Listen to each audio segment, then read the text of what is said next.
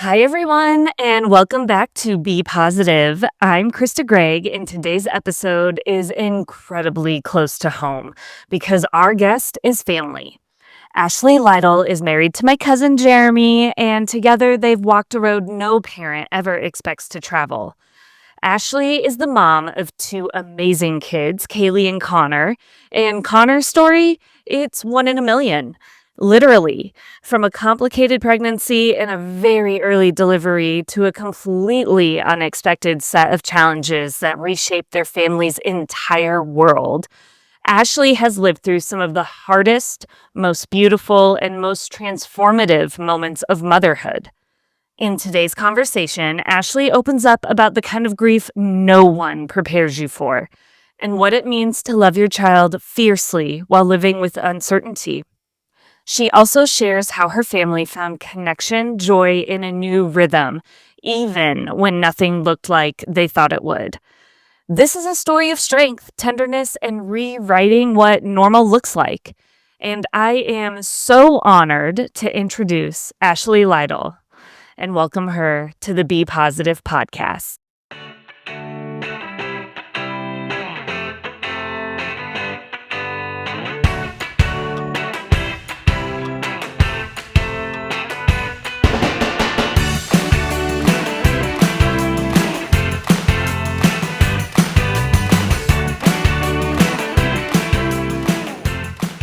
Hi, everyone. This is Krista Gregg, and welcome to another episode of Be Positive, where we are bringing some fantastic stories where we don't hide away from the darkness, and we also just share some unique stories that have hope and transformation and hopefully inspiration for anyone who is listening. And today I am so excited to introduce Ashley Lytle, and Ashley is family. And this one hits close to home for me, guys. Ashley is family. She was married to my cousin Jeremy, and they have a really, really awesome kiddo named Connor who has surpassed all expectations, has completely redefined their family. And it's a one in a million kind of story where we are going to be talking with Ashley about everything that her and the family have gone through. So I will leave you all wondering, where are we going?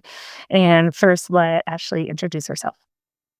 Hello. Yes, I am Ashley, and Krista's not joking when she says one in a million. Quite literally, Connor is one in a million, and we'll explain what that means. Obviously, I love you and Jeremy very much, but Connor is just so sweet. So, what exactly are we going to be talking about without too many spoilers, Ashley? Tell us a little bit about Connor. Sure.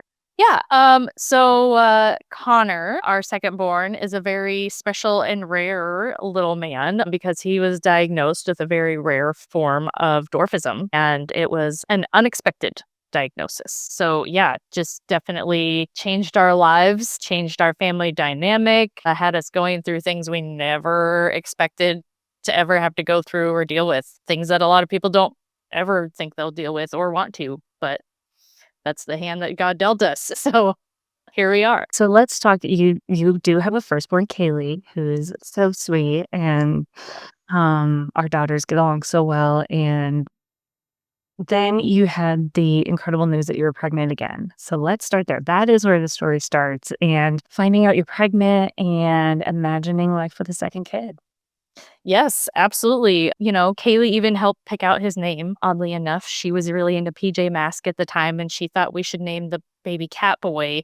But then we realized Catboy's alter ego is Connor, and we all really liked that name. So, yes, very exciting. Like, she was excited to have a sibling.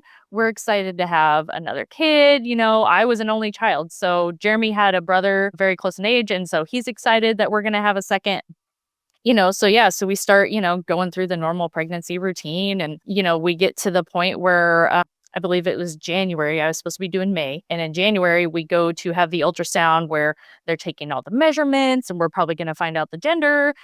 And like, it's taking them a long time. And I'm like, is this supposed to take this long? Like, what's going on? And usually, of course, the ultrasound techs like can't necessarily tell you everything. And she was just like, well, I'm not going to be able to tell you the gender today. She said, it just seems like maybe things are measuring a little smaller than normal. And so they referred us to specialists in Omaha, and we had to go up there and they kind of check things out. We were able to find out the gender then, that it was a boy.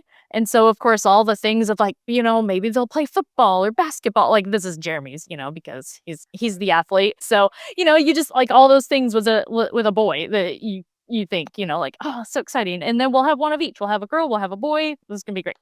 Um, and at that time they were like, hey, we don't necessarily see anything majorly wrong. Like your last child was small. This one will probably be small too, so away from there. But they wanted to kind of closely monitor. So then it was about a month later in February, we were having another checkup and they were like, hey, there's an issue. I was diagnosed as being IUGR, uh, intrauterine growth restriction is what that stands for. Yeah, no, I had no idea what it meant. And so essentially, yes, there was issues with the growth. It was very, very slow, measuring much smaller than normal at that stage of a normal pregnancy. And then also something having to do with like the blood flow, I think, back and forth between like the placenta and the baby. Don't ask me technical specifics on it. But anyway, something where they said they have to keep a super close eye on it. And I had to go from having just normal pregnancy experience to 2 ultrasounds a week. We were talking about this earlier. I was so excited when I was pregnant for my ultrasounds, and I feel like I maybe had 3, but every time that's when you go see your baby and you're like, I had so many pictures, so many pictures. I mean, 2 a week, that's a lot. Yes. And so one, like we were doctoring here in our just little local small town of like 7,000 people. So we don't have like all the, a specialist here. You just go to your regular family doctor. So we had one ultrasound here in town, and then we had to travel anywhere from an hour and a half to 2 hours for the second one every week to see the specialist from Omaha.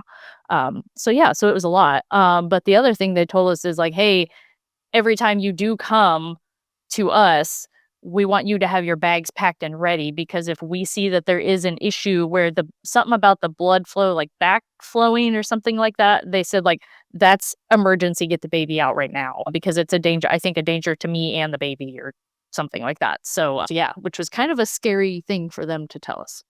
You're on edge. Not only are you pregnant, but then you're on edge every 2 days a week wondering, what if? And you're ready for that emergency situation. How did you manage that? For me, like, yes, like in the back of my mind, I was always like, oh my God, I'm freaking out. But it was kind of like I went into like super mom mode.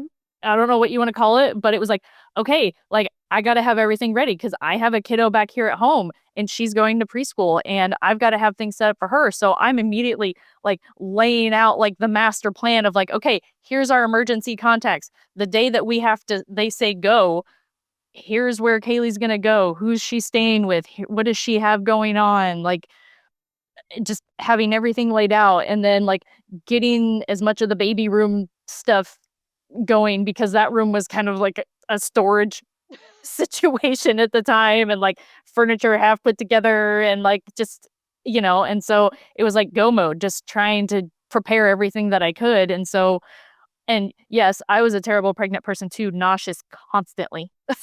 Like always thought I was going to throw up. And so yeah, trying to not throw up, but also putting together this emergency plan, and in the back of my mind being like, "Oh my God, what's going to happen?" Like I never thought I would be one of those people in that situation. You hear horror stories about pregnancies, and now I'm in one. It is your body growing this extra human inside you, and you are nowhere in control. Like the idea Right. that you know what's going on is out the door. Yeah. Yeah. It's scary. And I mean, yeah, my first pregnancy was everything about it was totally normal, other than she was a little smaller than normal. She wasn't even 6 pounds, but like, Yeah. there was no concern, so this was just completely new territory for us. And and they had told us too that the baby's probably going to have to be born in Omaha. So that too was also like, that's 5 hours from home. So, that also is just like, oh man, like our daughter probably won't be able to be there regardless of what the situation is when he's born either. So there was just a lot of unknowns, but also trying to plan for the unknown. And it is just, yeah, it was a crazy time. And so the 2 ultrasounds a week went on for a month. Before we kind of got different news. Yeah, so every other week, they'd really take a closer look at the measurement of his growth at every other specialist visit. And so it was the beginning of March, and they said, hey, your baby really hasn't grown in the last 2 weeks. So it wasn't like a backflow emergency situation, but they said, at this stage of your pregnancy, babies can do okay. Obviously they're going to be in the NICU for a little while, but like babies can do okay at this point. And they said, we think it's safest if the baby comes out now. And so they said, you can go home, get your affairs in order. You're headed to Omaha tomorrow. And that was, my notes say 33 weeks. Was that about right? Yes. I think that's when he was born at 33 weeks. Yeah. So because he was due, I want to say like Mother's Day weekend. Yeah. But he was born March 6th. Wow. And so what was that next 24 hours like? Yeah, go home. And that's when I put my emergency plan into place. I'm so glad that we lived in McCook when this happened and that we have family here. And so it was like, okay, Grandma and Grandpa, you got to take Kaylee. Here's preschool. Here's when she's got to be there. Here's what she's got going on for the next 2 weeks, because I didn't know how long, whatever, And so they had her. Plan goes into place. Like, we kind of repack our bags for we didn't really know how long, but potentially longer duration, and take everything we need. And then, yeah, the next day we leave early and head up to Omaha and get checked in. I actually was in the hospital for a couple of, I think 2 nights before he was actually born. Maybe one night, I can't remember. But yeah, it was there for a little. It wasn't like emergent, immediately put me into C-section. But yeah. You guys, you had a lot of time and also not a lot of time to kind of absorb this new news of getting, you're going to have a baby. You're going to have Connor. And it under circumstances which originally you weren't imagining when you knew you were pregnant. And what was the conversations happening between you and Jeremy as you were preparing to have the C-section? I think there was kind of like this unspoken thing in both of our brains where we were just like, we just kind of kept out loud where we're like, it's going to be fine. It's just going to be a smaller baby. Like, Kaylee was a smaller, he's going to be smaller. Yes, we're going to be dealing with some NICU time, but that's okay. But I think in the back of our minds, we were both thinking like, okay, surely this can't be worst possible scenario. Not, why would that happen to us? What are the odds it's going to happen to us? Like, everyone thinks that, right? What are the odds it's going to happen to us? Like, we're kind of planning out, like, after he's born, obviously we're like, okay, Ashley's going to stay in Omaha with Connor because we know he's going to be in the NICU. Jeremy's going to go back home, take care of Kaylee, try to give her a sense of normalcy. Like, we don't know how long this is going to be, but we've been told that typically they go home roughly around their due date. So we already knew roughly how long this NICU duration was going to be. So, I mean, we're just kind of talking logistics. I mean, again, I think we both had kind of that, like, what if in the back of our brain, but we just, like, didn't want to say it out loud, or at least that was going in my brain. You just don't know what you don't know. But you ended up going into the hospital, having your C-section, Connor's born. So yeah, C-section was, I mean, I've never had major surgery. So first of all, like, that was just like not enjoy that experience whatsoever. Yeah. So Jeremy's there with me. He's all, in the garb that they put, dads in. And keep in mind, this is 2022. So they're still sort of under like COVID a little bit. So, there's still a lot of masking going on. You have to, like, they check your temperature and masks everywhere. So there's that. But anyway, so yeah, so surgery is happening. They take Connor out and like, there's like a clear screen. So they hold him up and I could see him and I'm like, oh dear gosh, that's a really tiny baby, which I knew, but like, never seen a baby that small in real life before. And he had like this bright bleach blonde hair, like so much hair, and it was bleach blonde. I'm like, wow, where did that bleach blonde hair come from? That's crazy. And so like I kind of got to like put my finger up against the plastic, and like his little tiny finger was kind of trying to like wrap around my finger, and I was like, again, just like the teeniest, tiniest hand wrapping around your finger that you can imagine. So we kind of had that like brief moment.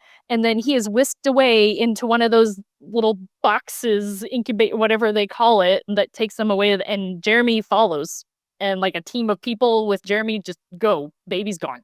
That I mean, even through my birth, Matt was like, "Wait, who do I go to? Do I go to mom? Do I go to baby?" Like, Well, okay, just I'll go where you tell me. Yeah. So then they do whatever they have to do with me, and then I get whisked away to some recovery room, and then Jeremy comes back in, and they strap a breast pump on me immediately, and I'm like, "Whoa, what's that?" Like, this did not happen with my first pregnancy. But I didn't think about it, but because he was born early, things were not ready yet with the body, right? And so they're trying to like get it going. It's like, okay, your baby needs milk, like let's go. And my body knew what to do, and it wasn't a lot at first, but it's started producing. They kickstarted it. So there was that. So then once that was done, they wheeled me into his room in the NICU. And that was one of the hardest moments of my life, because when you have a newborn baby, you expect it to be this beautiful, cute little bundle of joy. And I hate to say this, but like he just looked like this little like alien. Like it wasn't like this cute cuddly little baby. Like he's all these tubes and he's intubated and he's in this box. Like it's one of those things you have to stick your hands through the holes, and like obviously like all the sanitizer, clean your hands, whatever. And like I almost didn't even want to put my hand in there and touch him. I was like, I'm gonna break him. Like I'm gonna bust a wire. I don't, So that was not, it was not easy, because that was not like, so opposite of the first pregnancy. I had this beautiful, cute little girl in my arms, and now I have this thing in a box, and it's my baby, but I'm like, that's not my baby. It's, ugh. It was so hard. Connor was roughly 2 pounds, 12 inches long. Like, He was under 2 pounds. He was 1 pound, 14 ounces. such a tiny little baby boy. Yes. So tiny, so tiny. And again, like I didn't even know that, like, can you imagine like the teeny tiny little diapers? They have teeny tiny little diapers for that. I mean, that's like doll diapers. And then again, like you could barely see him, it seems like, because he's got all the tubes and wires and all the things. Um, so that was really hard, and like reality all of a sudden set in. I heard later from like his primary nurse that she basically did not leave his room all day, because it was very touch and go, because he's born very early and very tiny and needed a lot of help breathing and all the things, right? I mean, so yeah, to find that out later was like, oh my gosh, like He was delivered at 33 weeks. He was still very underdeveloped for 33 weeks. correct. Yes, right. Right. So then to kind of fast forward progression, like, so now I have a doctor and the baby has a doctor, right? So the doctor that sees the baby comes and gives us an update. I was probably in the hospital for 2 or 3 nights after that. And so I don't know if it was the next day after he was born or 2 days later. Don't remember why, but he had to have a blood transfusion. I think he was getting anemic or something like that, because and they have to take blood. And so the doctor said, well, we should probably try to find out why you had this IUGR, why he was born. So like, let's see if we can find a reason, because that may help us with, if you were to have a future pregnancy, or if there's anything else going on with Connor that can help give us some answers. So they took blood from him, and then they took swabs from Jeremy and I, and sent it off to a lab. And then, it took I think 2 weeks or something for us to get results back. So you guys get swabbed. You're now recovering in a hotel. Jeremy eventually has to get back home to Kaylee. Jeremy had gone home maybe 3 or 4 days after Connor had been born. Because again, we got Kaylee back at home. He had to kind of come back here and put his plan into place of kind of being, single dad a little bit, for a while. So Yeah. yeah. How much have you really talked to family about what you guys are experiencing yet and the unknowns? Right. So, I mean, very few people even knew that he had been born. Like we weren't about to announce this to the world, because I mean, let's be honest, we didn't even know if he'd make it home. Yeah. I mean, when he's that little, born that early, we don't know. So obviously our parents and close family know, and then all of our kind of close friends, emergency contacts that are back home helping with Kaylee or whoever. Those are the only people that know. And so it was again, it's like, oh, we don't get to make this awesome grand gesture announcement to the world that we have a new baby. Yay. And so, okay, we've kept everybody waiting long enough. What was the result after the 2 weeks of the genetic testing? Right. They come in one day, well, and they kind of give me a heads up, so I had to make sure. So Jeremy's not there with me, right? Again, he's back home working his job, taking Kaylee to preschool, all the things. So we find out that they have a diagnosis. And so they take me, the doctor on duty that day, the nurse on duty that day, and there's a couple of like genetic counselor specialist people. And then, so we all go into a room, and I'm like, oh, this doesn't seem comfortable. This feels like it's going to be bad. And then I just have to call Jeremy on speakerphone. So I don't even know how much. I think he was able to hear most of it or the gist of it, but honestly, I don't even know how much of it he heard. But anyway, so we go into this room, and to be honest with you, most of it's a blur, and I really don't remember that many specifics of it, because they basically tell us, like, your child's been diagnosed with MOPD1. Well, what the heck does that mean? And they go into, it's a very rare form of dwarfism. And I'm like, okay, how dwarfism are we talking? And they're like, well, it varies a lot, but no more than 4 feet tall. They didn't tell us a certain part. I'll get to this part in a minute, because this is something that was Googled and found out later. But anyway, it was kind of some doom and gloom, but also like a lot of unknown, because they said it's very, very rare. And there's not a lot known about it. So, like, there were certain questions that we had that they just couldn't answer. Yeah. They were like, oh, well, that's something we're going to have to kind of wait and see. And so I'm just bawling, crying. Towards the end of the call, Jeremy said, okay, like, I want to go read it, because they were like, oh, we'll send you some information. Like, they gave me some packet. They told Jeremy some website he could go look at, because he was like, I need to go get some more information on this, and then I would like to call you back. And so after that meeting, I went straight back to my hotel room and stayed the rest of the day. And I'm pretty sure that meeting happened in the morning. I was distraught. I was like, this is a dream. This isn't real. This isn't happening. I don't know how to deal with this. Like, I just wanted to go to sleep and wake up, and it was all just a bad nightmare. Honestly, like, I didn't think, and I didn't even want to go back the next day. And so then of course, Jeremy and I talked on the phone later. He told me after he got that he was at work, right? And he had his door closed, and he said he cried. Yeah. Like, had his office door and just sat there and cried for a little bit, because like, life-altering news. Again, we thought it's not going to happen to us, that we get some rare, extremely rare genetic thing, which, going back to the 1 in a million, this is like how rare it is 1 in a million or less than 1 in a million chance of getting this rare form of dwarfism. The MOPD1 stands for, not that anyone is going to know what this means, but it's microcephalic osteodysplastic primordial dwarfism type 1. And so there's lots of different types of primordial dwarfism. He's just like proportionally small everywhere. Yeah. There's something that you mentioned to me at one point. This was a type of grief where we were grieving the lives that we imagined. Yeah. I had never thought that I'd be grieving, like you said, grieving someone that's alive. We're not going to have the normal family experience that we expected. And at that time, we didn't even know, well, and I guess to this point, Jeremy had gone back and done some research. The research said that the life expectancy was like 2 years.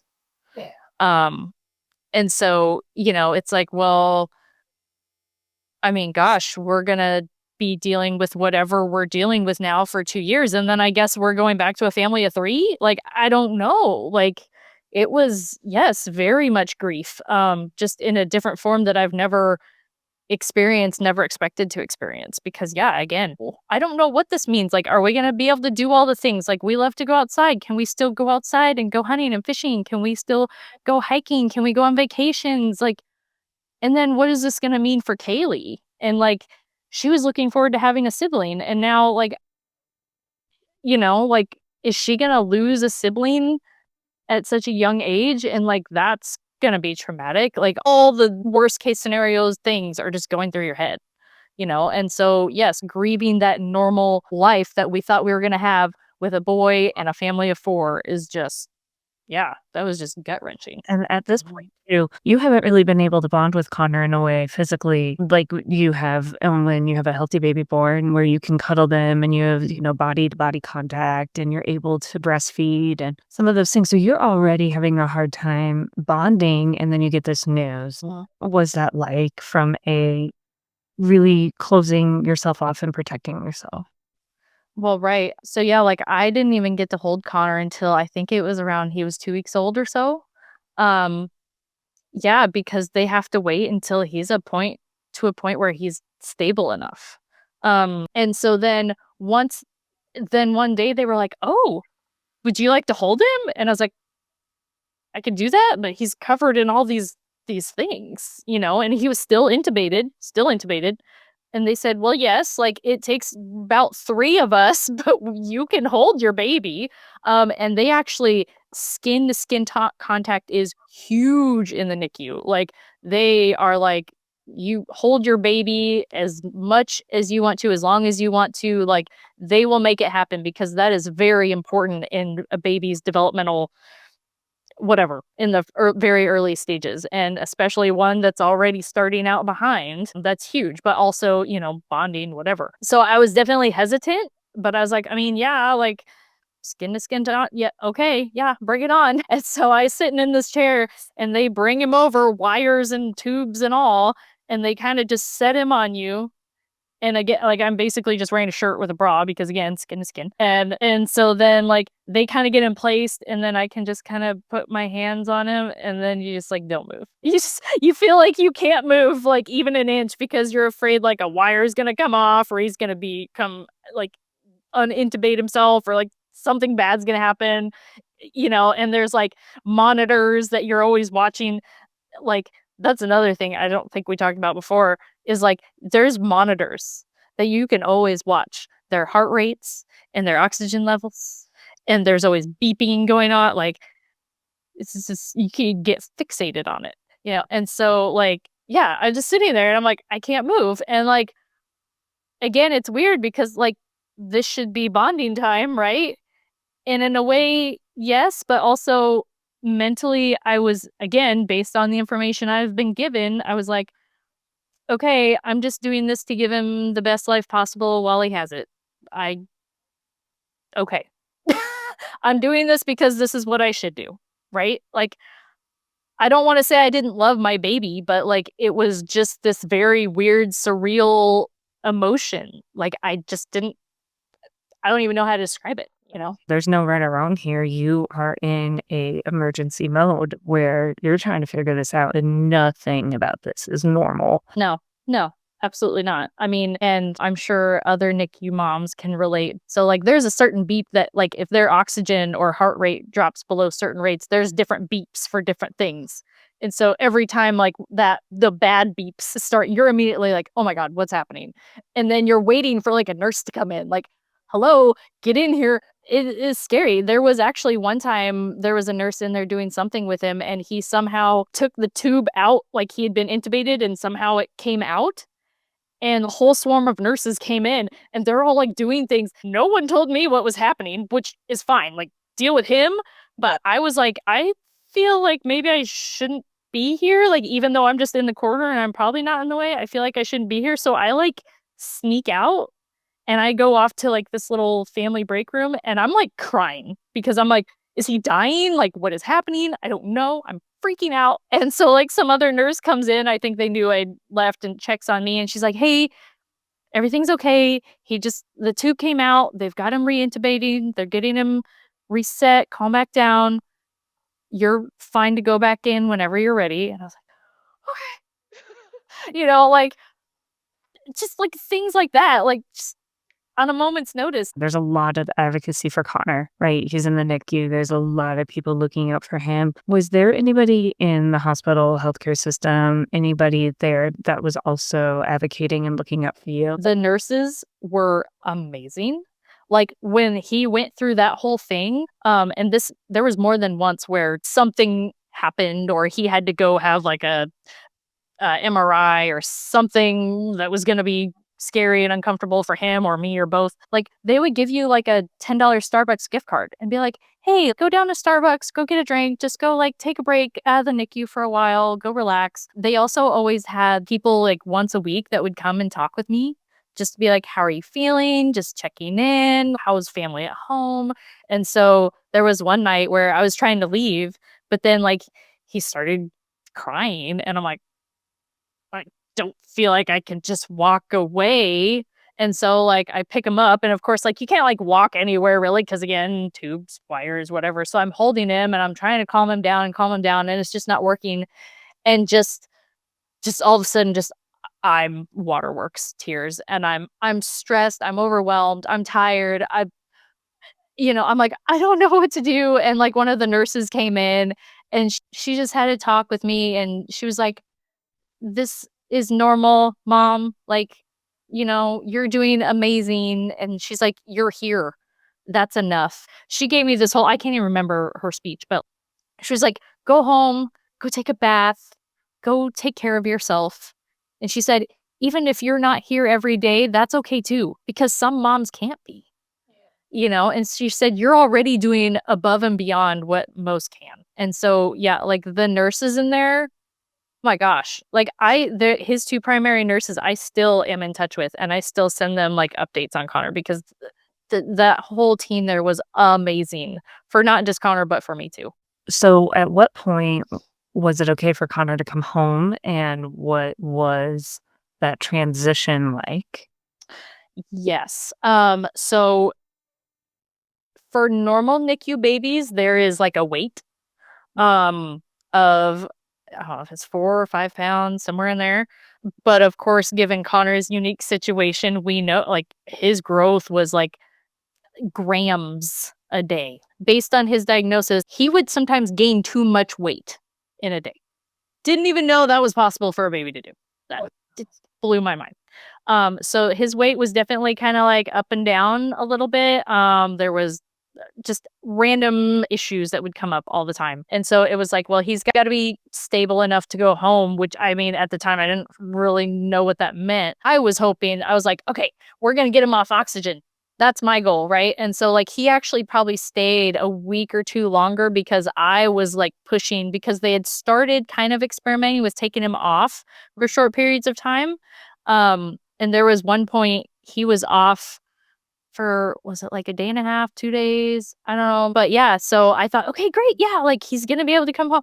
No, that wasn't the case. Doctors made the determination he's going to come home on oxygen. But he was at a point where he was stable enough. He was I think he was 4 pounds something.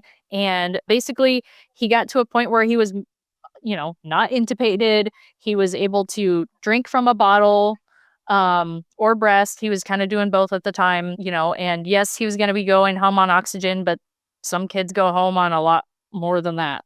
That you guys are now his at-home medical team.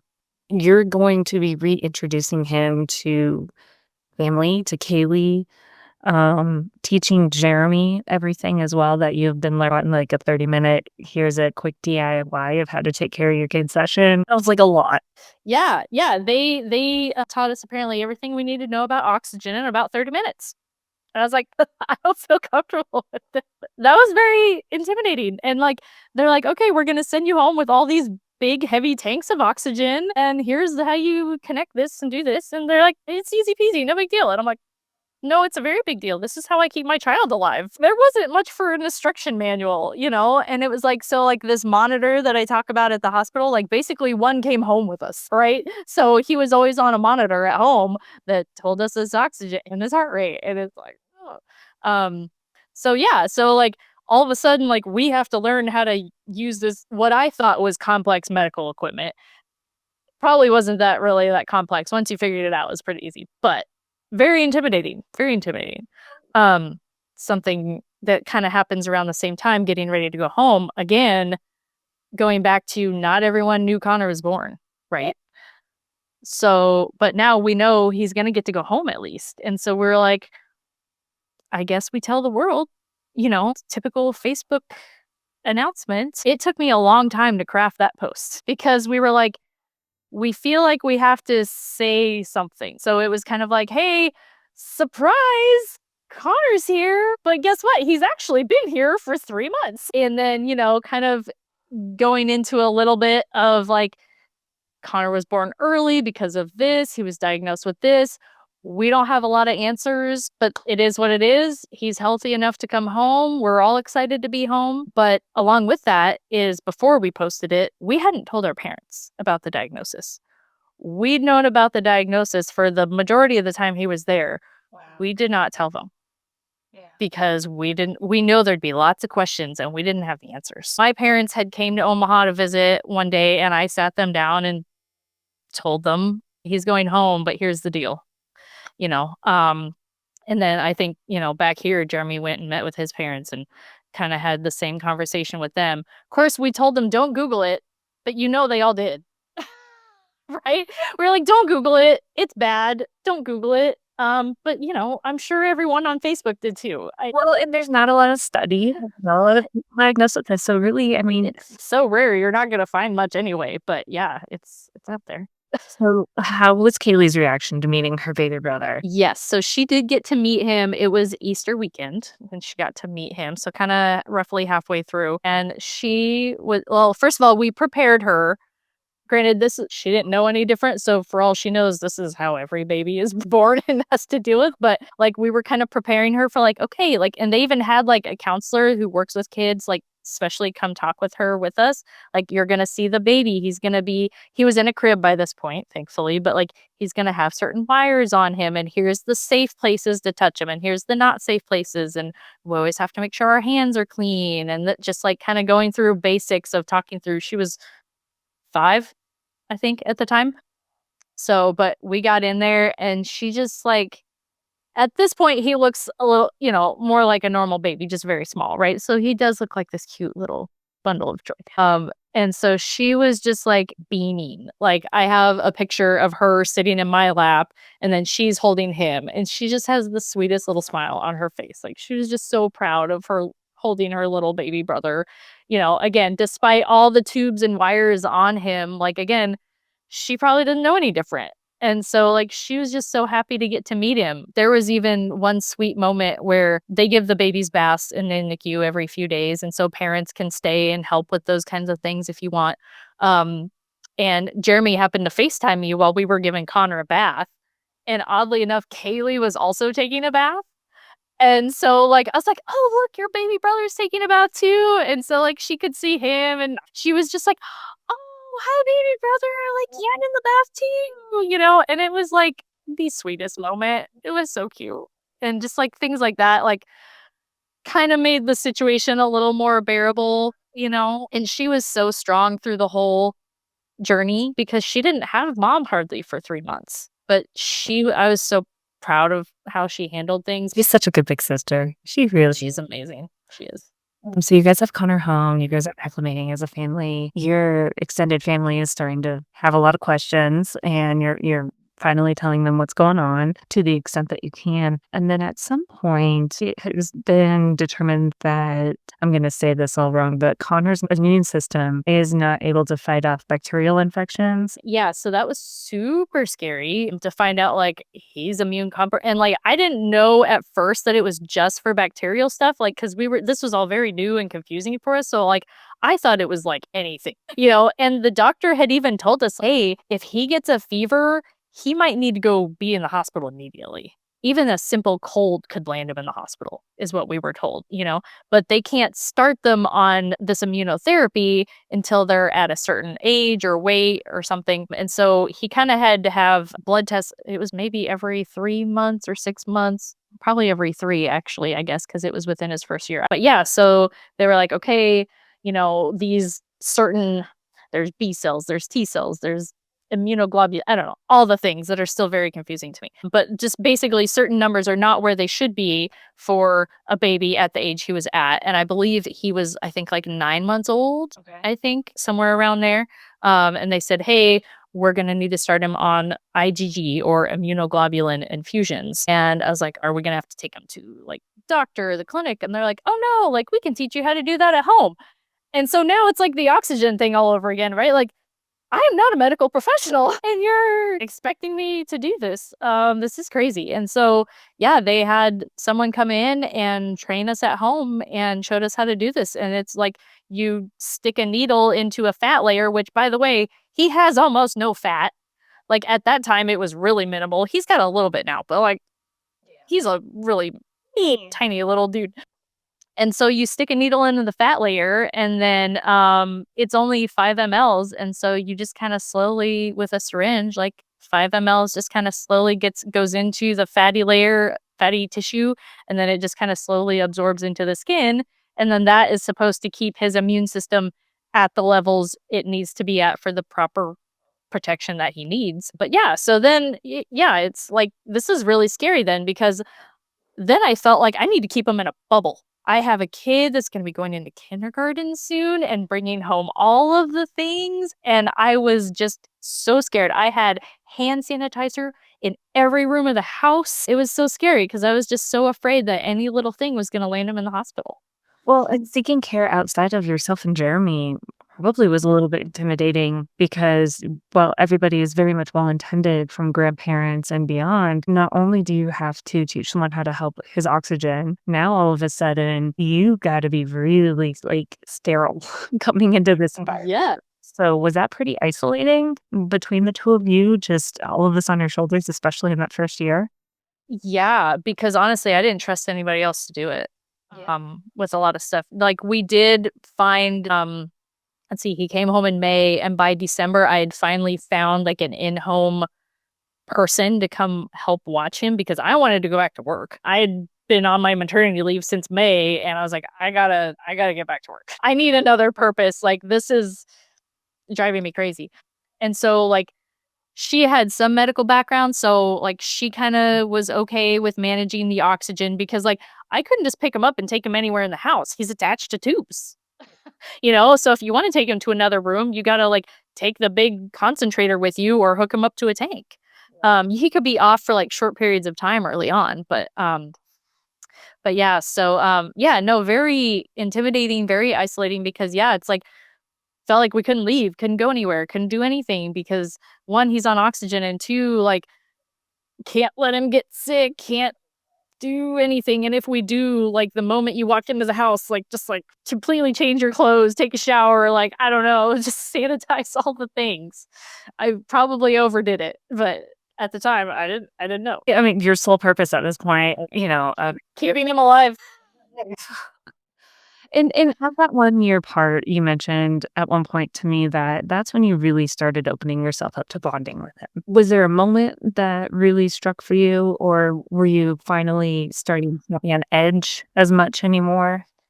Uh, as time went on and he kind of slowly started to get to be like his oxygen levels were really like being really steady. He was able to be off of oxygen for longer periods of time. That was helpful just because that granted us more freedom. Right. One thing.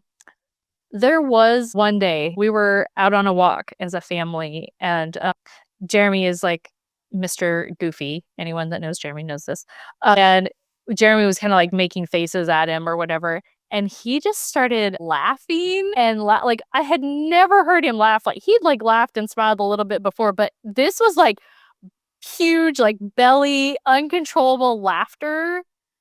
And like it was just to see him light up like that. I was like, this is what this is what you want, right? Like this is what I want to see out of my baby is like happy, like the baby giggles. Like everyone loves the baby giggles, right? And so like that was one thing that I think really helps me be like, oh my gosh, like this is sort of normal, you know? Then we started doing a lot of therapies when he came home, right? Like we started doing occupational therapy and physical therapy and I started to finally see a little bit of progress. It was really slow going for a while, but like once he was able to kind of start like sitting up a little bit on his own and rolling over a little bit and just starting to kind of like progress, I was like, okay, he's starting to get some personality. Like there's some smiling going on.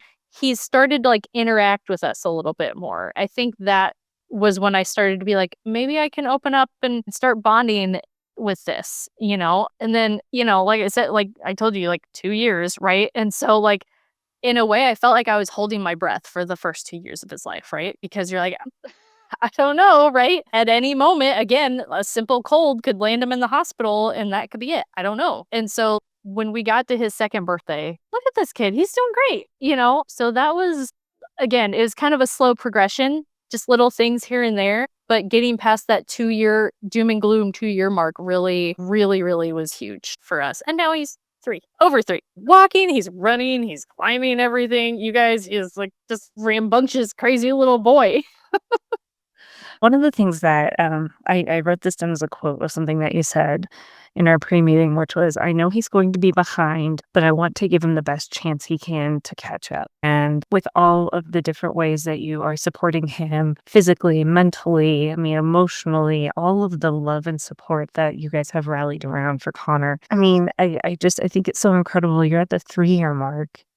And you're looking forward even further into the future of what life could look like for Connor.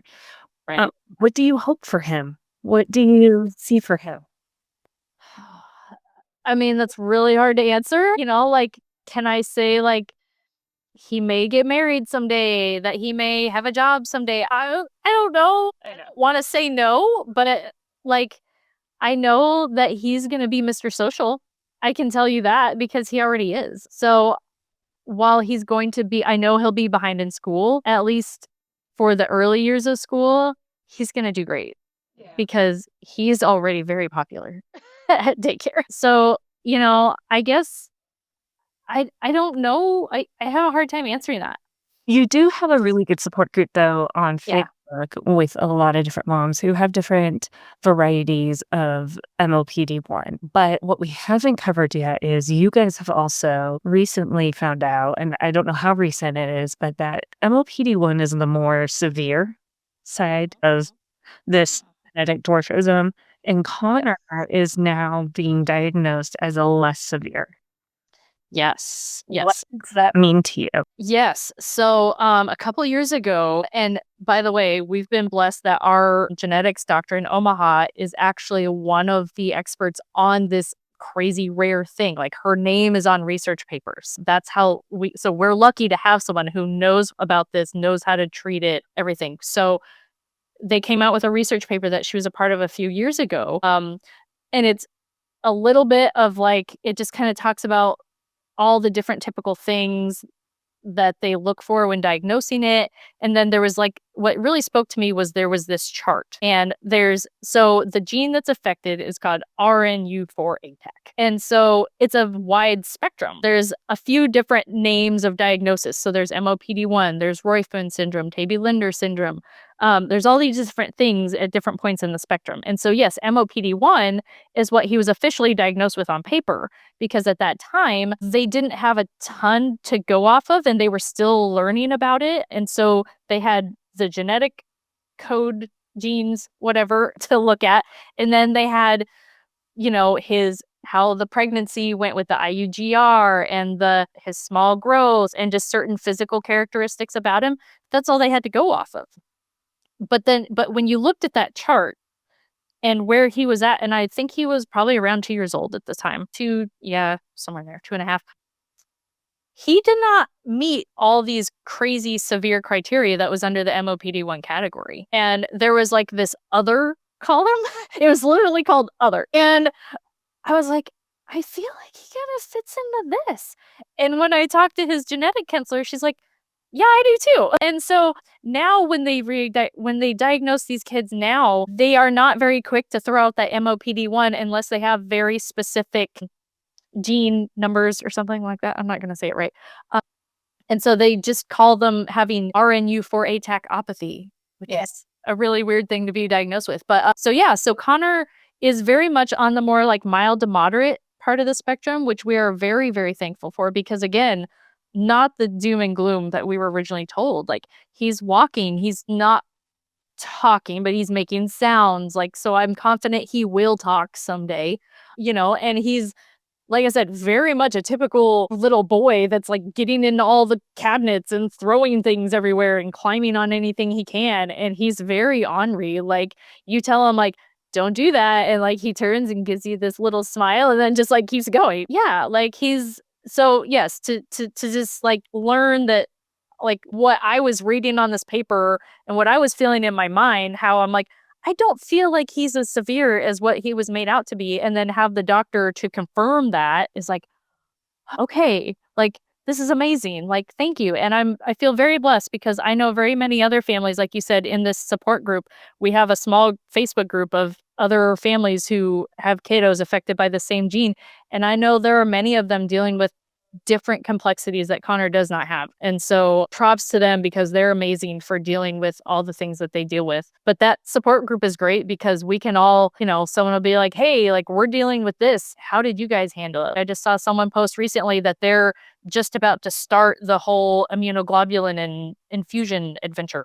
And so they were asking for feedback and like, what's the process for everyone? And so we're all kind of trying to help each other out. And so it's really great because there's a very small pool of us all going through the same thing. And so we can all kind of help each other out and be like, well, we tried this and this worked for us, but maybe this will work for you or whatever. So yeah, it's been a nice little support system, but he's got amazing therapists in town here too. Like we live in a small little rural place, but like his therapists are great. We have a great OT that comes into our home. We have speech therapy we go to. We have great physical therapists that we go to. There's an early development network in Nebraska, and they have an OT that comes from the school to meet with us every other week. And she's going to be the one that works with him all the way up until he's a senior in high school. Most of his doctors and therapists and everyone are women. So he's got like all these ladies that he flirts with. And he's just like, they do amazing with him. Like they're coming up with creative ways to help him do things. I mean, something as simple as like he's got to learn to go up and down stairs. That's challenging for someone as small as he is. Right now, he's around 30 to 31 inches tall and he's 3 years old and he's almost 17 pounds. He's wearing like 12-month clothes. So, like we have a lot of unique challenges. For example, we're going to start trying to potty train soon. Oddly enough, I found underwear that fits someone as small as 6 months old. And that's apparently the size that fits him is the 6-month undies. Like these are these teeny tiny little undies. They're so cute. But like that's just one example of like a unique challenge. Like I can't just go to the store and buy him underwear. Yeah. You know? So just different things like that are going to be lifelong challenges. But yeah, But you guys are getting together through it together as a family. And yes. how has your relationship with Jeremy evolved through the last 3 years of all of these new dynamics, a lot of different pressures, and hopefully together through all of this as a team? Right. Man, I tell you what, Jeremy was a rock. Even if there's probably times where internally he was struggling, but he was definitely a rock. But in a way, I too, like, before he was born, I went into like emergency mom mode, whatever.